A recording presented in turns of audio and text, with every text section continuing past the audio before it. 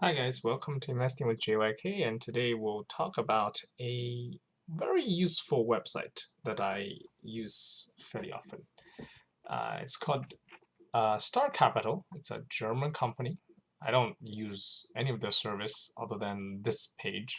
So they have a valuation. They have a valuation graph map, right? And then you can choose different metrics. You can do CAPE, which is cyclically adjusted price to earning ratio. Essentially, what it does is, I think it's a 10 CAPE. It's also called Schiller PE. It's something that Robert Schiller, a Nobel laureate, he proposes this stuff.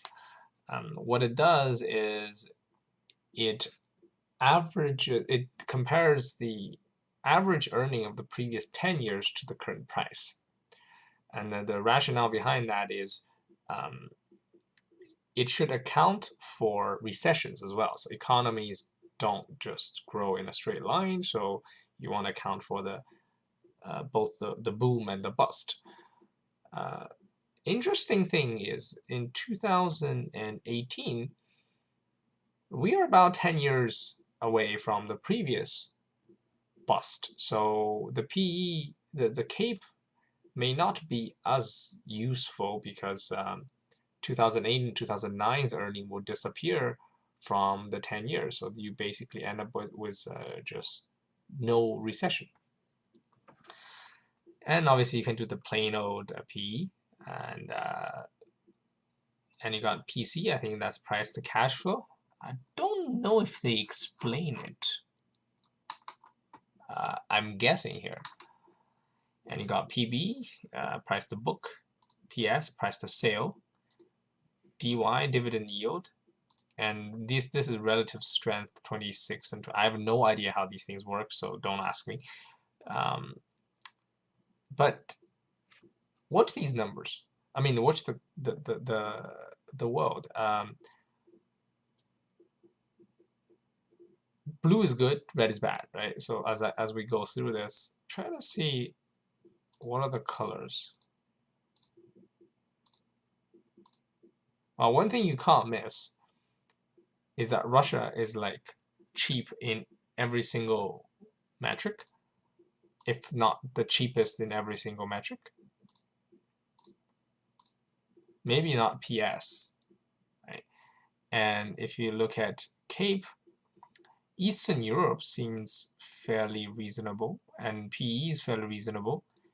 PC is not for Slovakia, but other rest seems pretty reasonable too.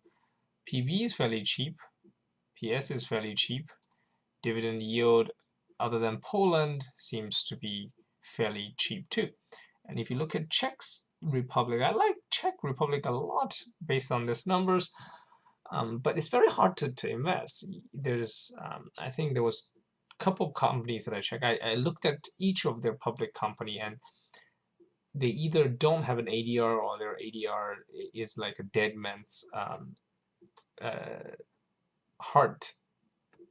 Like it's like the heart reading of a dead man. It's like a straight line, and maybe 3 months later it moves. It's very difficult to buy anything. Okay, so if you look at CAPE, US is very expensive. PE, fairly expensive. India is the most expensive of all in terms of PE, so I wouldn't invest in India now. CAPE, US is the most expensive. Japan too.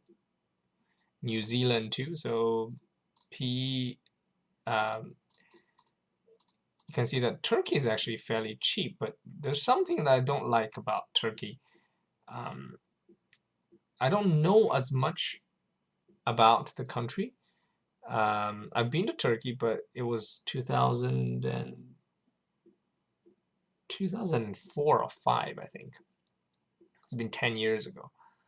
And also, I don't know what it produces. I mean, there's nothing made in Turkey that you buy other than maybe, let's say, some carpets, but that's like Persian, that's Iran. And then you got some smoking things you use to smoke hookah or something. I don't know what they built. They haven't got much natural resources either, but this seems cheap in most ways. And then they also have a lot of U.S. debt. Currently, U.S.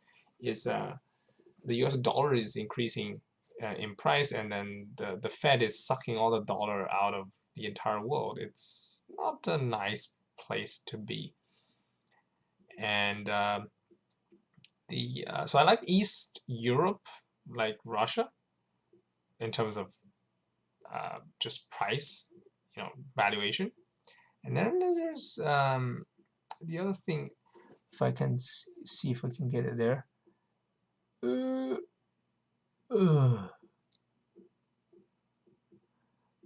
don't want Oman. I don't want Bahrain. I don't want Kuwait. I'm looking for Qatar, but there's a thing here, so maybe you can check it here. Qatar. Does he have Qatar? Damn it, no Qatar. But okay, Qatar is actually fairly cheap. You can buy an ETF. And Israel, which you almost can't see here. Yeah, oh, Israel. I like Israel a little bit. It wasn't very cheap, but there are some companies in Israel that I really like. There's one called MNDO or something. I might do a video on it, but I'll have to wait. Greece's CAPE is negative. Obviously, P is never negative, so E is negative. I wouldn't touch Greece too much. It's a fairly... I'm very bearish on that country. I've been in Greece. My dad used to have like a subsidiary in Greece. People just protest, they strike, and all that. It's just horrible. I want a country where people work very hard and don't complain. Obviously, that's like cruel or whatever, heartless, but I'm there to make money. I'm not there to to make the local people feel good about themselves. So in that regard, if you look at China, in terms of PE, it's actually somewhat high. But if you look at CAPE, it's somewhat high. PE is low. Price to cash flow is low. Price to book is low. Price to sale is low. Dividend yield is okay. So China looks very decent from here. I mean, yeah, China will hit problems. China will have its fair share of problems in the future. We don't know when it's going to come, but you need to stand in China to just get a vibe to see it. Like everybody's is rushing in life in order to get ahead. There's fierce competition, and people work long hours, and all that will give you, the investor, an excess return. China's main problem at the moment is debt. Before 2008, that wasn't a problem. After 2008, they screwed themselves with that 4 trillion yuan thing. Yeah. I don't know, man. Japan is looking very expensive. Some kind of, and Korea is an interesting case. It's like constantly cheap. There's some kind of Korean discount going on. You can buy a Korean telco for something like 6 times earnings and less than book, and getting a 7% dividend in the meantime. Something like that. Korea is, for some reason, always cheap. Hong Kong is really cheap too. At the moment, I've seen some established Hong Kong companies selling for like less than 4 PE, less than 0.4 PB, and 4% dividend. And it's just, some of these things, you look at that and you look at the US, you're like, you know, do I really want to buy McDonald's at 25 times PE, right? It's just not worth it. And dividend yield is a funny thing. So if you look at PE or CAPE or PB, you can see that Australia isn't very cheap. But the moment you get a dividend yield, suddenly Australia is very cheap by the dividend yield standard. I think it's cultural. All the Australian banks pay almost all their earnings out in dividend. I checked ANZ and there was a couple of them. I was in Australia last year. You guys may know. I made a Tesla video while I was there. So I checked all their banks and then I tried to find some Australian investment. The only thing I found interesting was just BHP Billiton. Everything else seems too expensive. And the whole country hasn't had a recession for so long. Nice thing about BHP Billiton is if Australia goes into a recession, you make more money because labor will suddenly be cheaper. And your mine is not consumed. The product of your mine is not consumed in Australia. It's consumed everywhere else other than Australia. So the other one that I don't like, I might do like a country by country video at some point, but this is an overview, and the other one I don't like is South Africa. It looks somewhat cheap in some metrics. Dividend is somewhat high, but they are following the footsteps of Zimbabwe.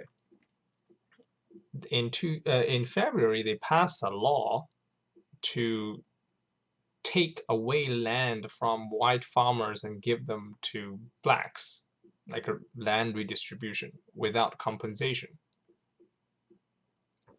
What the fuck? So it's pure racism, first of all. People might say, oh, this is, it's giving back or whatever, but anyway, I think it's just wrong. You can't say, oh, I'm going to take your land because, I don't know, 100 years ago you wronged me, or 20 years ago your group wronged my group, therefore I will take your land. It's just wrong. And that's on the moral side, but on the other side, you've got the practical problem as farming, especially farming in the modern age, isn't as simple as you think. In the modern age, nothing's as simple as you think. So you give the land to someone who don't have the experience or the knowledge on how to manage that land. First of all, the land will get screwed up because you can screw up the land if you're not careful. Secondly, the production will drop. So yeah. And in the end, I mean, the white farmers, are they just gonna give up their land? I mean, they have guns. They're gonna fight. Right? If you suddenly come out and say, I'm gonna take your livelihood away from you, just because, like, there is gonna be resistance. So I'm very bearish on that country. This is the only country I'm currently short on. I think I started the short. I started short via the ETF. I started the short at like 67, I think, something like that. So yeah. And the other thing is, if you look at Europe, it seems fairly expensive in terms of, like, West Europe seems fairly expensive in terms of CAPE. In terms of PE, looks slightly better, but the whole thing doesn't Spain and Portugal still look okay in terms of CAPE. The central ones don't. Switzerland is very expensive. Ireland is also very expensive. Ugh. Yeah, so that's the main purpose of this video, is just to introduce you to this very nice map. You can also use the table here, and they update this map once every quarter, I think, end of quarter. So yeah, so I hope this is useful, and I'll see you next time.